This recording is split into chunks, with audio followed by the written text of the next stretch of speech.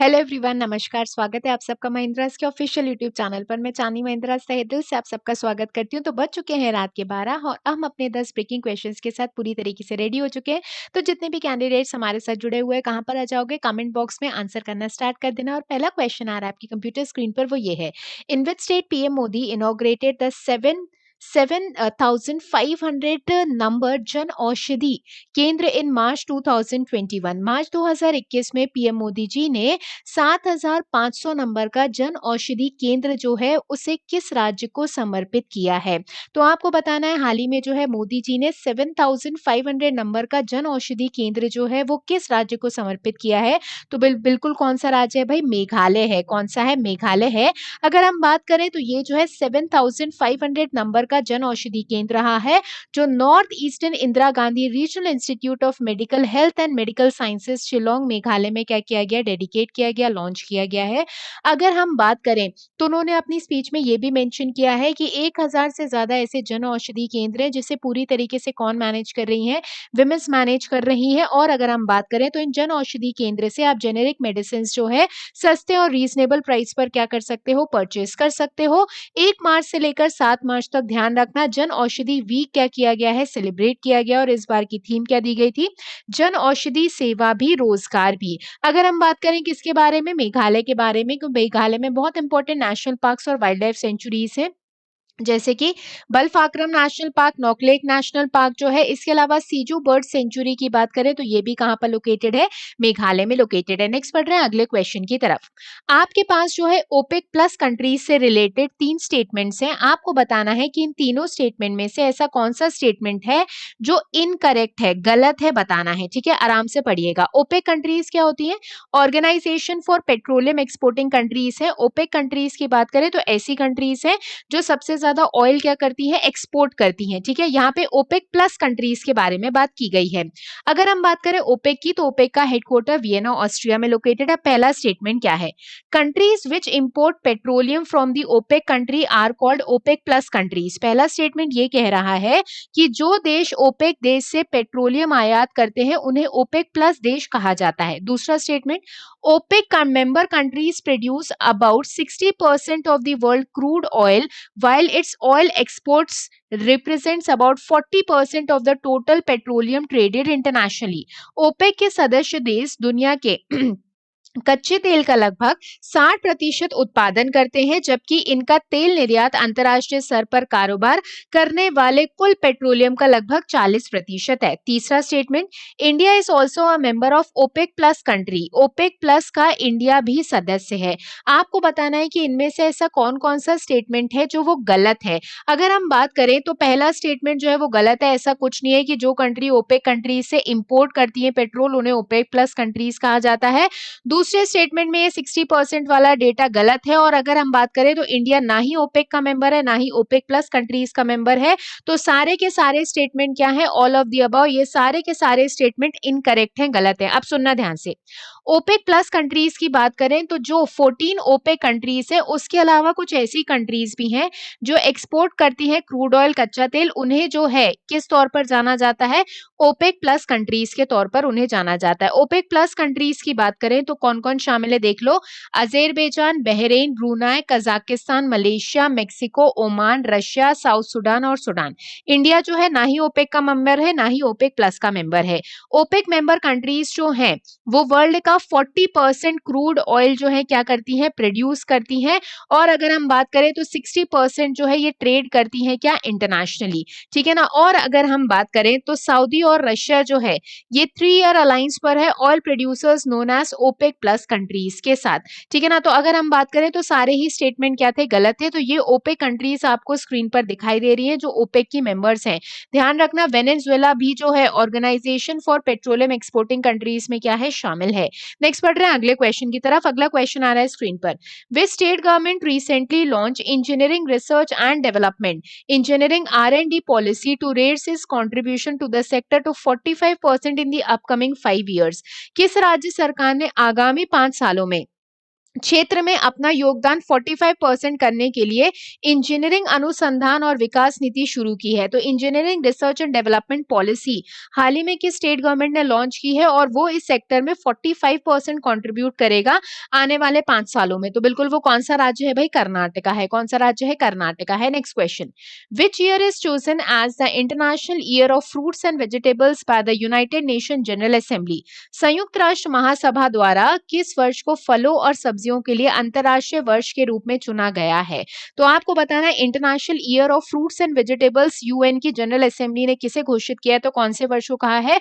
2021 को कहा है। अब मेरा एक छोटा सा क्वेश्चन है, यूएन की जनरल असेंबली की बात करें तो इंटरनेशनल ईयर ऑफ मिलेट्स किसे कहा गया है? कौन से वर्ष को? तो मिलेट्स का मतलब बाजरा होता है, तो इंटरनेशनल ईयर ऑफ मिलेट्स कौन से वर्ष को घोषित किया गया है?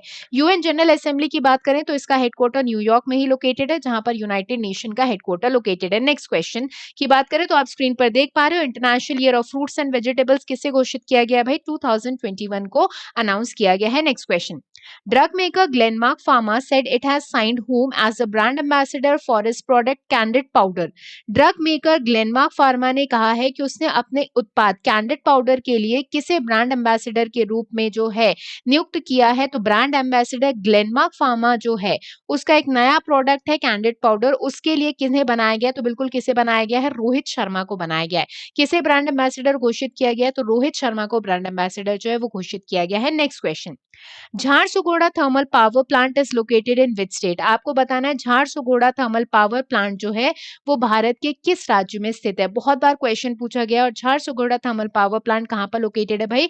ओडिशा में लोकेटेड है। कहां पर लोकेटेड है? ओडिशा में लोकेटेड है। अगला क्वेश्चन, विच ऑर्गेनाइजेशन लॉन्च बिजनेस किस्त सुरक्षा इंश्योरेंस कवर? किस संगठन ने बिजनेस किस्त सुरक्षा कवर जो है एक बिजनेस कवर लॉन्च किया है?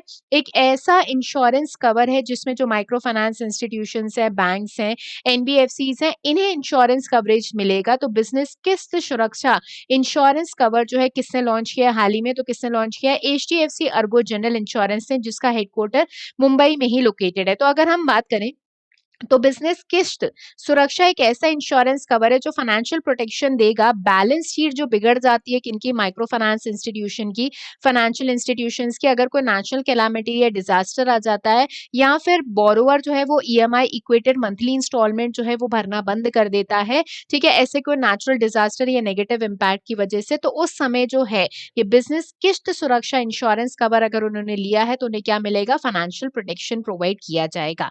नेक्स्ट पढ़ रहे हैं अगले क्वेश्चन की तरफ। अगला क्वेश्चन आ रहा है स्क्रीन पर, the president of India Ramnath Kovind ji led the foundation stone for the conservation work of Singorgarh fort. Where is Singorgarh fort located? भारत के राष्ट्रपति रामनाथ कोविंद जी ने सिंगरगढ़ किला जो है उसके संरक्षण कार्य की आधारशिला रखी है। आपको बताना है कि सिंगरगढ़ फोर्ट जो है वो कहां पर लोकेटेड है? तो अगर हम बात करें तो ये लोकेटेड है कहां पर भाई? मध्य प्रदेश में लोकेटेड है। कहां पर लोकेटेड है? मध्य प्रदेश में लोकेटेड है। तो आप स्क्रीन पर देख पा रहे हो सिंगरगढ़ फोर्ट है जो मध्य प्रदेश का है, जिसकी हालत बहुत ही खराब है, जर्जर पर है कंडीशन, कोई भी केयर टेकर नहीं दिखाई दे रहा है इसका, और कुछ लोग जो आपको यहाँ पे जो है चढ़ते हुए दिखाई भी देंगे। तो अगर हम बात करें तो सिंगरगढ़ फोर्ट जो है वो Singrampur village of Damoh district Madhya Pradesh में लोकेटेड है। अगर हम बात करें तो ये एक हिल फोर्ट है गोंडवाना किंगडम का, जो फॉरेस्टेड एरिया में पूरी तरीके से लोकेटेड है। तो इसी के कंस्ट्रक्शन वर्क के लिए और इसी को जो है रेनोवेट करने के लिए क्या किया गया है? यहाँ पर आधारशिला रखी गई है। किसके द्वारा? प्रेसिडेंट के द्वारा। नेक्स्ट पढ़ रहे हैं अगले क्वेश्चन की तरफ। Who among the following launched the her circle digital platform? एक डिजिटल प्लेटफॉर्म जो है लॉन्च किया गया है हाल ही में, किसके द्वारा? आपको बताना है। तो आपको बताना है कि हाल ही में जो डिजिटल प्लेटफॉर्म लॉन्च किया गया है हर सर्कल नाम का, ये डिजिटल प्लेटफॉर्म किसने लॉन्च किया है? तो बिल्कुल अगर हम बात करें तो सारी बातें इसमें बताई जाएंगी, और ये जो है लॉन्च किया गया है नीता मुकेश अंबानी के द्वारा। तो मुकेश अंबानी जो है उनकी वाइफ नीता मुकेश अंबानी ने रिलायंस फाउंडेशन की जो चेयरपर्सन भी है, उन्होंने एक सोशल मीडिया प्लेटफॉर्म लॉन्च किया है हर सर्कल नाम का। विमेन एम्पावरमेंट के लिए इसे क्या किया गया है? लॉन्च किया गया है।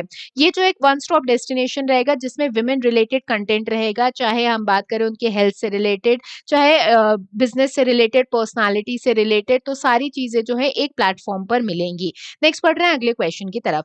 इंडियन रेलवे हैज इंटीग्रेटेड और railway helplines into single number which is Rail Madad helpline for quick grievance redressal and inquiry during the journey. What is the new single number? भारतीय रेलवे ने सभी हेल्पलाइन नंबर को जो है अब एक सिंगल नंबर में एकीकृत किया है, जिससे आसानी से शिकायतों का निवारण और पूछताछ के लिए रेल मदद एक हेल्पलाइन रहेगी। एक सिंगल नंबर लॉन्च कर दिया है इंडियन रेलवेज ने और बिल्कुल वो सिंगल नंबर कौन-सा है वो है 139 है। ठीक है, वो सिंगल नंबर कौन-सा है 139 है, तो बहुत सारा रूट जो हो जाएगा वो बिज़ी हो जाएगा। सिंगल नंबर कर दिया गया है क्योंकि अगर हम बात करें तो आप देख सकते हो जितने भी अलग-अलग नंबर्स चला करते थे, जैसे 182 चला करता था, इसे भी डिसकंटिन्यू कर दिया जाएगा 1 अप्रैल से। तो एक सिंगल नंबर 139 नाम का रहेगा। ये जो है 12 भाषाओं में जो है इस हेल्पलाइन नंबर में काम होगा, मतलब इंटरैक्टिव वॉइस रिस्पॉन्स सिस्टम जो चलेगा वो 12 भाषाओं में काम करेगा। तो अगर हम बात करें तो ये जो है सोशल मीडिया पर भी बहुत इसका कैंपेन चलाया जा रहा है। तो one rail one helpline number that is 139 इसे इन्फॉर्म कर दिया गया है पैसेंजर्स को। नेक्स्ट बढ़ रहे हैं अगले क्वेश्चन की तरफ और कल का आपका क्वेश्चन था और वो क्वेश्चन ये था कि कल का क्वेश्चन कौन सा था भाई? क्वेश्चन ये था कि where was the first nuclear explosion conducted in India. तो बिल्कुल सबने सही आंसर किया था। पोखरण जो आंसर कर दिया था, ईयर भी मेंशन कर दिया था। इसके अलावा उसका कोड नेम स्माइलिंग बुद्धा भी क्या कर दिया था, मेंशन कर दिया था। और आज के लिए आपका क्वेश्चन है वो ये है, who was the nawab of Bengal during the battle of Plassey? Plassey के युद्ध के दौरान बंगाल का नवाब कौन था? तो ऑप्शन है सिराजुद्दौला, मीर जफर, मीर कासिम या इनमें से कोई भी नहीं। तो आंसर लिखकर बताओगे कहां पर? जब ये वीडियो खत्म हो जाएगा नीचे कमेंट बॉक्स एक्टिवेट हो जाएगा, तो बिल्कुल अपना आंसर लिखना मत भूलिएगा। पूरी इन्फॉर्मेशन और आपके पास जो भी इन्फॉर्मेशन है वो भी लिख दीजिएगा ताकि बाकी लोगों को भी क्या मिलती रहे, हेल्प मिलती रहे। अगर हम बात करें तो कल सुबह 6:30 बजे सर के साथ जुड़ना मत भूलिएगा करंट अफेयर्स एनालिसिस के साथ, only on Mahindra's official YouTube channel. आज के सेशन को यहीं पे एंड करते हैं। जितने भी प्यारे साथी अब हमारे साथ कनेक्टेड थे, जिन्होंने अभी तक चैनल को सब्सक्राइब नहीं किया है, फिर चैनल को सब्सक्राइब करना ना भूलें। जाते-जाते लाइक बटन दबाते जाइएगा। Thank you very much to everyone. अपने-अपने परिवार का खूब ध्यान रखिएगा। आज के सेशन को यहीं पे एंड करते हैं। शुभ रात्रि, गुड नाइट, जय हिंद।